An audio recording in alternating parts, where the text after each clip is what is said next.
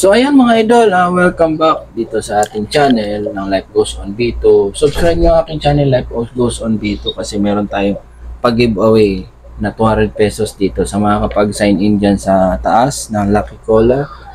Free 200. Lalaruin nyo muna siya mga idol, paalala ko muna. Tapos kapag na-register at nalaro nyo, pag napalago nyo yan, ay sa inyo na yung pera. So free 200. Magiging 1,000 or something na gano'n, mas marami ka pang pera na makukuha. So ngayon mga idol, kung hindi ka pa nakapag-subscribe, subscribe mo naman tayo dito sa ating channel, okay? Ng Life Goes on B2. Ayan ang ating channel, okay? So dito naman ang ating Facebook. Yan. Tuloy ang bangon sa buhay, magtiwala sa sarili at kakayahan. Okay, so ito ang ating channel. Kita niyo mga idol. Piliin nyo lang yung mga video natin dyan na gusto nyo panoorin. Okay, so let's go. Panoorin natin tong si Lolo. Ninamon niya yung kanyang katunggali upang siya ay labanan sa ibabaw ng entabladong ring. Okay, so let's go. Kaibang laban sa kickboxing ang ating masasaksihan for today's video mga bay. Ito ay dahil ang 60 years old na Lolo ay nilabanan ang kanyang apo sa isang labang binuo sa bansang Thailand. Kung ating naman pag-uusapan ang kanyang timbang ay nasa 30 kilograms ang pagitan ng dalawa. Kita mo naman sa katawan ni Kuya na parang kakatapos lang kumain sa may piyesta. At ito na nga at sila ay hinugot at pinagtagpo sa ibabaw ng lona kung saan sa kanilang paghaharap ay relax lang itong si Kuya. Habang si Lolo naman ay nag-uunat-unat na at pinag-iisipan ang laban kung paano niya patutumbahin itong dambuhalang kalaban. Isang uri din sa ritual ng kickboxing ay ang pag-ikot sa lahat ng kanto ng ring. Dito ay isa-isa nilang dinadalaw ang bawat corner at nagdarasal para mabigyan ng gabay ang kanilang laban. Sa larong kickboxing ay kamay at paa ang iyong pangunahan. Ito pala mga idol, kickboxing yan. Okay, Sa data, dito nga ay unang nag-touching si Kuya sa pagdampi ng kanyang talampakan sa tuhod ni Lolo. Buelo agad ng right kick si Lolo sa umpisa ng laban mga bay at susugod na rin sana si Kuya kaso nakaabang na ang kaliwang tuhod ni Lolo. Dito nga ay parang nag-aalangan pa si Kuya sa pagsipa kung sadyang nahihirapan lang ito sa pag-angat ng kanyang paa at ito ay tumatama sa kanyang bodega. Ang taas din ng confidence ni Lolo mga bay. Kita mo naman, lumalaban na nakababa ang kamay. Sa wakas ay nakatama rin ang suntok sa bodega si Lolo. Pero itong si Kuya, parang isang dangka lang ang inangat ng paa mula sa lona.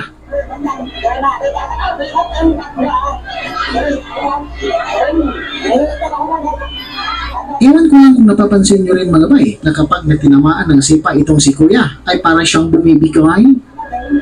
Bumibigay. Bumibigay. Hindi mo ko kayang tamaan, Col. Afatray. Oy, mga idol, no? Subscribe nyo yung Highlight PH. Nandyan sa credit to our video from Highlight PH. Ito yung reaction video natin sa kanyang video na ito. Sa kalagitnaan ng laban mga bay, naging seryoso na nga itong si Kuya at naniniko na kay Lolo. Ikinatuwa nga ito ng mga manonood at sila ay napahiyaw. Alaman ni Pacquiao ang dating ni Lolo. Sa punto ng ito ay atapang-atao na ito si Lolo at sinugod na itong si Kuya nang walang alinlangan. Dito nga ay kaliwat kanan na ang kanilang mga binabatong suntok at ilang beses nang nayamik itong si Kuya. Galing sumuntok ni Lolo. Grabe. Mainit ang pagtatapos ng round 1 mga bay at dito nga sa pag-umpisa ng round 2 ay talsik si Lolo nang matamaan ng sipa sa gitna ng kanyang bodega.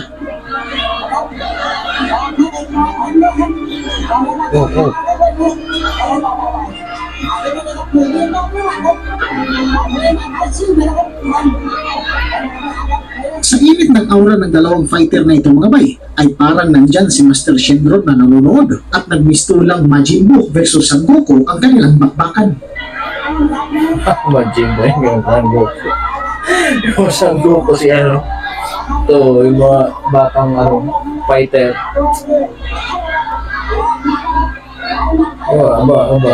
Si Lolo. Si Miko. Ay, sumuntok ni Lolo Ay, At sa suntok na ni Lolo sa bodega, grabe.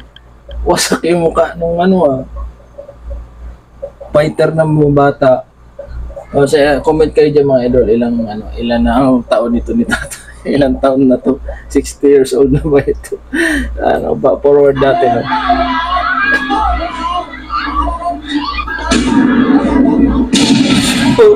At sa suntok na nilulok sa bodega at panga ng dambuhalang kalaban, ay bagsak ito sa lona. Nagdiwang Nilangan na ito ng referee, pero nakatayo pa ito sa laban. Kinakapos na nga ito sa hangin at sa bibig na nga rin ito humihinga. Subalit sa pag-atake ni Lolo ay gumawa ng counter si Kuya at dito nga ito malsik si Lolo papunta sa lona. Ang galing ng kanan ni Lolo. Bahagyang nawala ng balansi si Kuya pero hindi ito natumba dahil nakasandal ito sa lubid. Nag-aalangan naman sumugod ng diretsuhan si Lolo dahil nakaabang ang malatuhod na siko ni Kuya.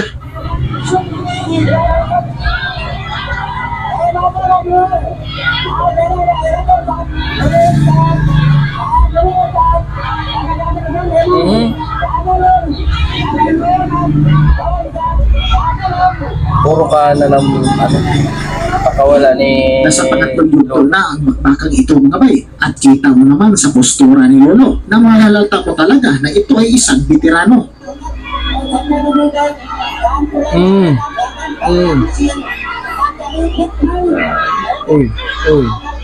Siko. Sa puntong ito ay napatawa si Majin Buu. Siguro sa kanyang sunod-sunod na pagsiko ay nasugatan na ang mukha ni Lolo. Uy. Ano ba? Si Lolo.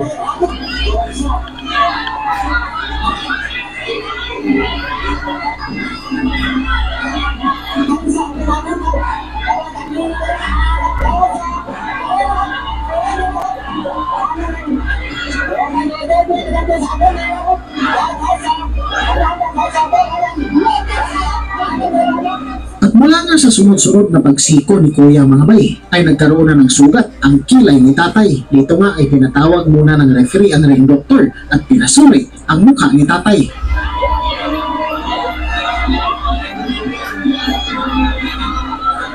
Hoy mga idol, nandyan yung link description sa baba. Ang link na yan. Register kayo dyan, may free 200. Okay? Kaya dyan sa Okbet.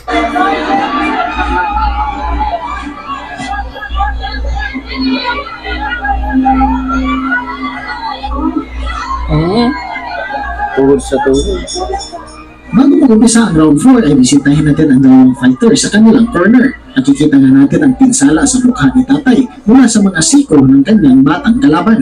Ito naman si Kuya ay panay ang masahe sa kanyang mga paa sapagkat sa kanyang bigat, ang kanyang tuhod ay hindi na kinakaya. Round 4, round 4.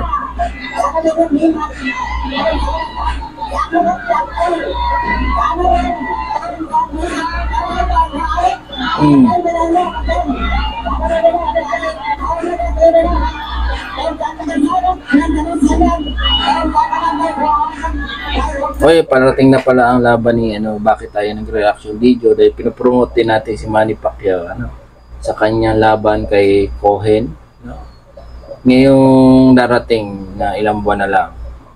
Panoorin natin.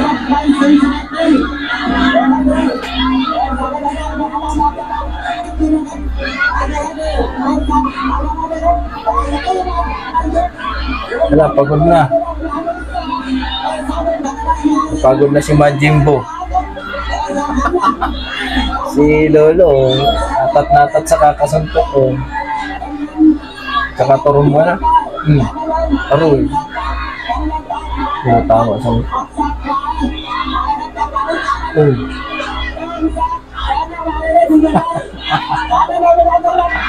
Parang palengke lang ang laban. Uy. Lakas ni Lolo, di na matumba. Aroy, ayan na. Wala na, oh.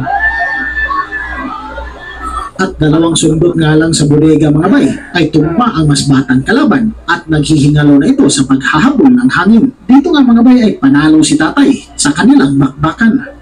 Daghang salamat mga bay at hanggang sa dulo. So yan mga idol, ibig sabihin, age doesn't matter. Sa galing sa bakbakan ng boxing or kickboxing, So yun mga idol, nakapanood na naman tayo ng isang video na kung saan ano ang moralize natin dito. Ang larangan ng export na ganito ay maganda para itong si Kuya. okay? So subukan nyo manood ng mga video kay highlight page para makita natin ang mga nakakaaliw na mga tagpong ganito. Okay, so salamat sa inyo panonood. God bless you all. Bye bye.